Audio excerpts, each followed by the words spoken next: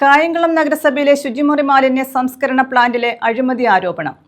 നഗരസഭാ ചെയർപേഴ്സണെതിരെ UDF നൽകിയ അവിശ്വാസ പ്രമേയം അവർ നടത്തിവന്ന സമരത്തിന്റെ ജാള്യത മറയ്ക്കാനാണെന്ന് LDF പാർലമെന്ററി പാർട്ടി.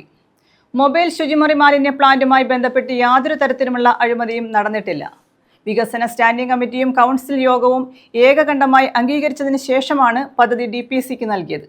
2 യോഗങ്ങളിലും UDFോ മറ്റേതെങ്കിലും കൗൺസിലർമാരോ ഒരു വിയോജിപ്പും പറഞ്ഞിരുന്നില്ലെന്ന് LDF പാർലമെന്ററി പാർട്ടി വ്യക്തമാക്കി.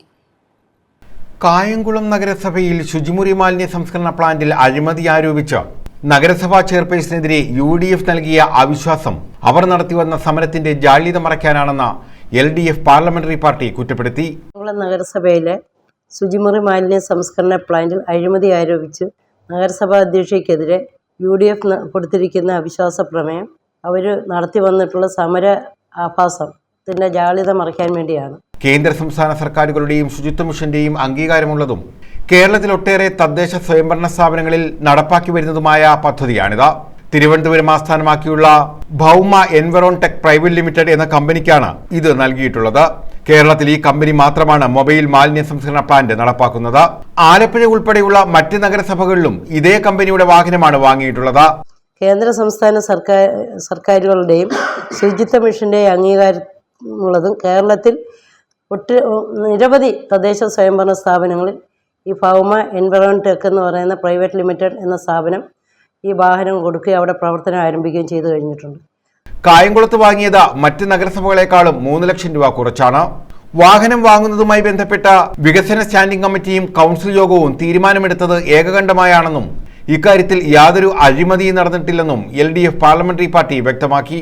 ഈ മറ്റുള്ളിടത്ത് എടുത്തതിനെക്കാട്ടിൽ വില കുറവാണ് നമ്മൾ കായംകുളത്ത് എടുത്തിട്ടുള്ളത്. ആലപ്പുഴ നഗരസഭയിൽ എടുത്തതിനെക്കാട്ടിലും തൊട്ടടുത്ത നഗരസഭയാണ് ആലപ്പുഴ നഗരസഭ.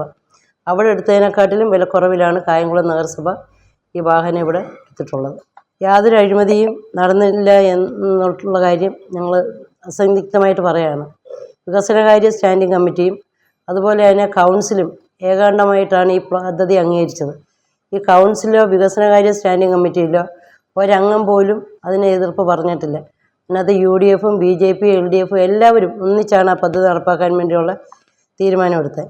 ആരോപണങ്ങൾ ഉന്നയിച്ച് പരിഹാസ്യമായ സമരം നടത്തി ജനങ്ങളെ തെറ്റിദ്ധരിപ്പിക്കാനും വികസന പ്രവർത്തനങ്ങളെ തടസ്സപ്പെടുത്താനുമുള്ള നീക്കമാണ് UDF നടത്തുന്നതെന്ന് നഗരസഭാ chairperson P. Sasikala, vice chairman J. Adarsh, SK ശുനാഥ, ഹരിലാൽ, അഖിൽകുമാർ, റെജി മാവനാൽ, മായാദേവി, PA സുൽഫിക്കർ, ഗംഗാദേവി എന്നിവർ പറഞ്ഞു. ശുചിമുറി മാലിന്യ സംസ്കരണ പ്ലാന്റുമായി ബന്ധപ്പെട്ട് കഴിഞ്ഞ കുറേ ദിവസങ്ങളായി UDF നടത്തുന്ന സമര പ്രഹസനം അത് വരുന്ന തദ്ദേശ സ്വയംഭരണ സ്ഥാപനങ്ങളിലേക്കുള്ള തെരഞ്ഞെടുപ്പിന് മുന്നോടിയായിട്ടുള്ള ഒരു സമര പ്രഹസനമായിട്ടാണ് ഞങ്ങൾ ഇതിനെ വിലയിരുത്തുന്നത്. കാരണം ഈ ശുചിമുറി മാലിന്യ സംസ്കരണ പ്ലാന്റുമായി ബന്ധപ്പെട്ട് അതിൻ്റെ വാഹനം എടുത്തതുമായി ബന്ധപ്പെട്ട് യാതൊരു വിധ അഴിമതിയും ഇതേവരെ നടന്നിട്ടില്ല എന്നുള്ളതാണ്. News bureau, Kayamkulam.